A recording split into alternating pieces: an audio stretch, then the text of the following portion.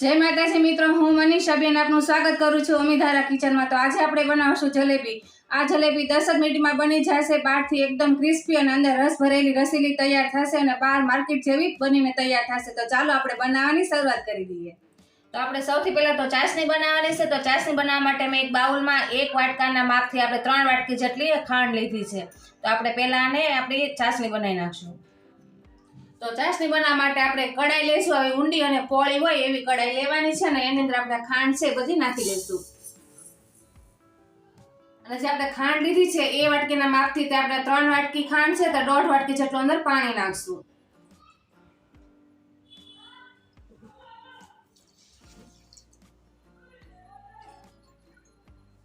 1.5 વાટકી આપણે પાણી નાખી દીધું।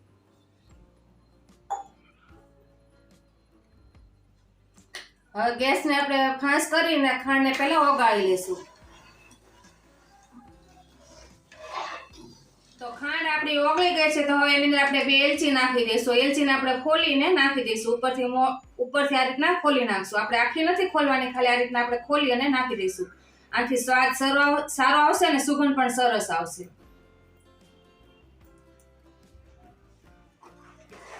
આ ચપટી જેટલું આપણે કેસર લીધું છે, કેસર પણ અંદર નાખી દઈશું। કેસર અને એલચીનો સ્વાદ જલેબીમાં બહુ સરસ આવશે અને દેખાવ પણ બહુ સરસ આવશે કેસરથી। તો હવે આપણે એને હલાવીને આપણે ચાસણી બનાવી લઈશું। તો ચાસણી આપણી ઉકળવા મળી છે તો આપણી ચાસણી છે જામે નહીં એ માટે આપણે આમાં 1 ચમચી જેટલું લીંબુનો રસ નાખી દઈશું।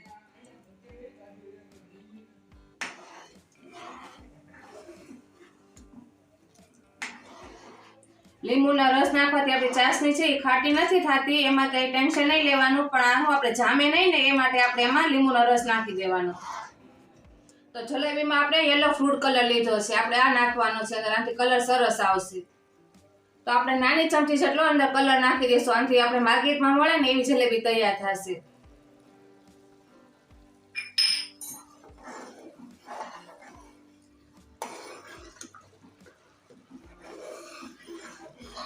ચાસણી ઘણી ખરી ઉકળી ગઈ છે તો આપણે જોઈ લઈએ। તમે આ રીતના જોવું હોય ને તો આ રીતના આપણે નિતારી નાખવાની ચમચામાંથી, પણ થોડું ઠંડુ થવા દેવાનું। પછી આપણે આંગળી લઈ અને આ રીતના ચેક કરી લેવાની। હજી આમાં આપણે તાર નથી પડતો તો હજી આપણે આને થોડી ચડવા દઈશું। તો 4 થી 5 મિનિટ જેવું થઈ ગયું છે ને આપણે ચાસણીને જોઈ લઈશું।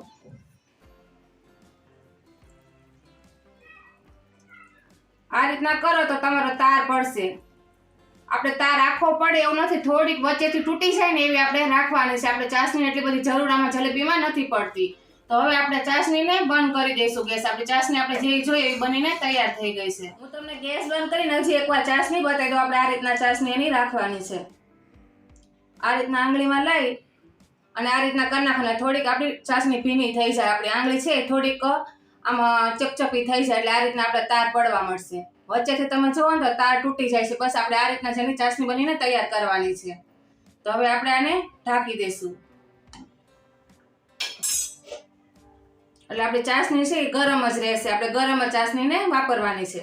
તો આપણી ચાસણી તો બની ગઈ છે। તો હવે આપણે જલેબીનું બેટર બનાવી લઈએ। તો બેટર બનાવવા માટે આપણે એક બાઉલ લીધું છે ને 1 વાટકીમાં આપણે મેંદો લીધો છે। આપણે 1.5 વાટકી જેટલો મેંદો વાપરવાનો છે। તો આપણે 1 વાટકી અને બીજો અડધી વાટકીનો મેંદો લઈ લઈશું। હવે મેંદાની અંદર આપણે દહીં વાપરવાનું છે। જે આપણે માર્કેટમાં મળે છે ફરસાન દુકાને થોડીક ખટુમરી હોય છે, એટલે જે આપણે એ ખટુમરી આ દહીંના હિસાબે થતી હોય છે। તો આપણે દહીં વાપરવાનું છે। તો દહીંને પહેલા આપણે હાથમાં ફેટી લેવાનું। આપણે દહીં થોડુંક ખાટું લેવાનું અને આપણે 4 ચમચી જેટલું આની અંદર દહીં નાખી દઈશું। હવે દહીંને આપણે પહેલા મિક્સ કરી લઈશું અંદર। તો દહીં આપણું મિક્સ થઈ ગયું છે। તો હવે આપણે એમાં થોડું પાણી નાખીને એનું બેટર બનાવશું પહેલા।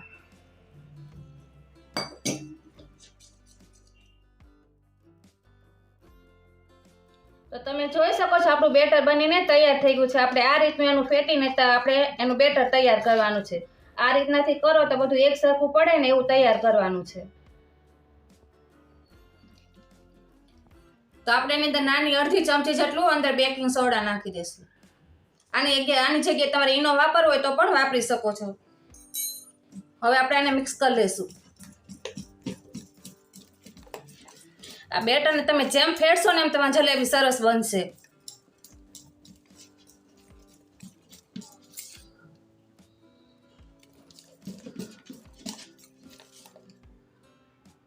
બસ આપણે આ રીતનું પડે ને અંદરથી એવી રીતના આપણે તૈયાર કરવાનું છે. તો હવે આપણે એને ભરી લઈશું. તો આપણે જલેબી બનાવવાની છે તો તેના માટે આપણે એવી કૂપી, જો તમારી પાસે સોસની કૂપી હોય તો તેની અંદર ભરીને પણ તમે બનાવી શકો છો. આ ખોલીને આની અંદર ભરી દેવાનું બેટર અને પછી આપણે આનથી પાડી શકાય. હું તમને આનથી બતાવીશ અને આપણે કોથળીથી પાડવાની છે. આ કોથળી પણ બતાવીશ. તો આપણે આવી પ્લાસ્ટિકની કોથળી લેવાની છે અને 1 ગ્લાસ લેવાનો છે. આ કોથળીને આ રીતના ખોલી અને ગ્લાસની અંદર મૂકી દેવાની.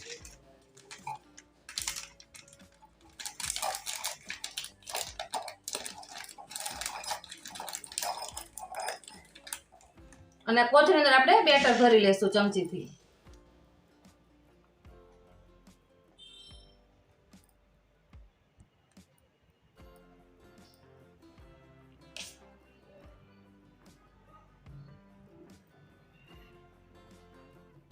જલેબી બનાવવી બહુ જ હેલી છે. તમે પહેલી વાર ટ્રાય કરશો ને તો પણ સરસ જ બનશે.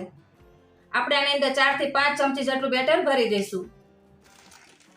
હવે આ રીતના કરી અને આપણે આ ખૂણો છે બધું ભેગું કરી અને આપણે અહીંયા લબર મારી દેવાનું. આ રીતના લબર મારીને આપણે કોથળીને પેક કરી લેવાની.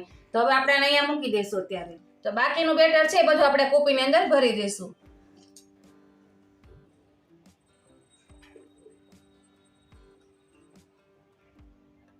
તો આપણે જલેબીને તળવા માટે એક પેન મૂકી છે. આવી ચીથરી હોય એક પેન એવી મૂકવાની છે એટલે આપણે જલેબી છે એ તળતા ફાવે અને પાડતા પણ ફાવે. તો એની અંદર આપણે 3 વાટકા જેટલું આપણે અંદર ઘી નાખશું. આપણે ઘરે બનાવવાની છે અને ઘરે જ ખાવાની છે. તો પણ ઘીમાં બનાવીએ તો એનો સ્વાદ એક અલગ જ આવશે, બહુ સરસ લાગશે. તો તમારે ઘીની જગ્યાએ તેલમાં તળવી હોય ને તો પણ તળી શકાય છે. આપણે 2 વાટકી જેટલું અત્યારે ઘી નાખશું. આપણે ઘીની વધારે જરૂર નથી. આપણે 250 થી 300 ગ્રામ જેટલું ઘી હશે ને તોય થઈ રહેશે. તો ઘી આપણું ઓગળી અને ગરમ થઈ ગયું છે. તો આપણે હવે એની અંદર જલેબી પાડી લઈશું. તો આપણે પહેલા કૂપીથી પાડશું.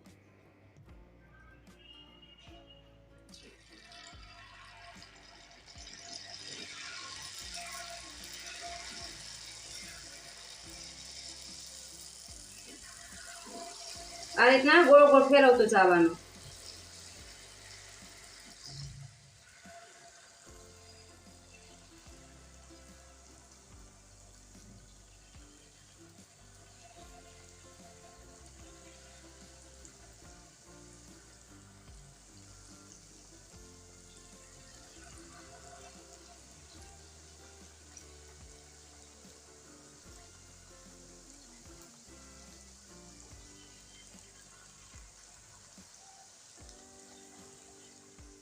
આ રીતના આપણે એને ધીમા ગેસે તળાવવા દેવાની.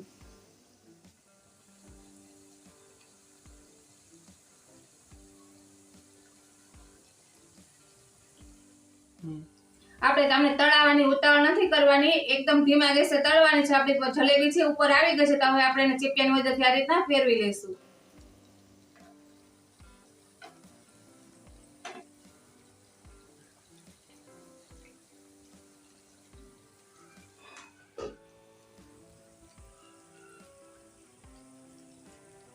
આપણે પેલી જલેબી છે એ તળાય ત્યાં સુધીમાં આપણે આને એકવાર ફેરવી લઈએ એટલે 2 બાજુ આપણે ચાસણી છે એ આપણી જલેબી પી લે.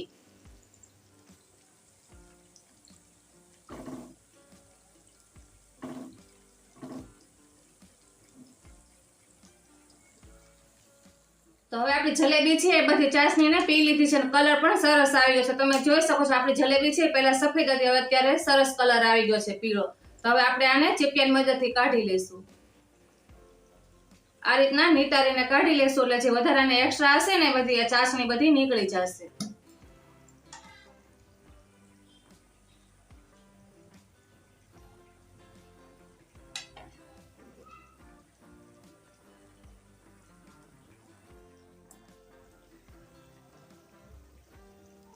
તો આપણી જલેબી બનીને તૈયાર થઈ ગઈ છે. કેટલી સરસ બની છે, જોતા જ ખાવાનું મન થાય એવી બનીને તૈયાર થઈ છે. તો હવે આપણે બીજી જે તળાઈ છે એને પણ જોઈ લઈએ.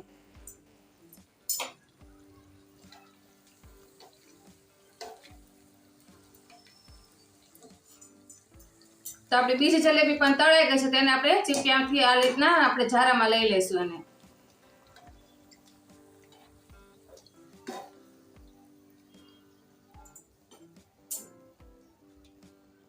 અને આપણે આને ગરમ ગરમ જ ચાસણીમાં નાખી દઈશું અને આને આપણે ચમચાથી આ રીતના ડૂબાડી દઈશું.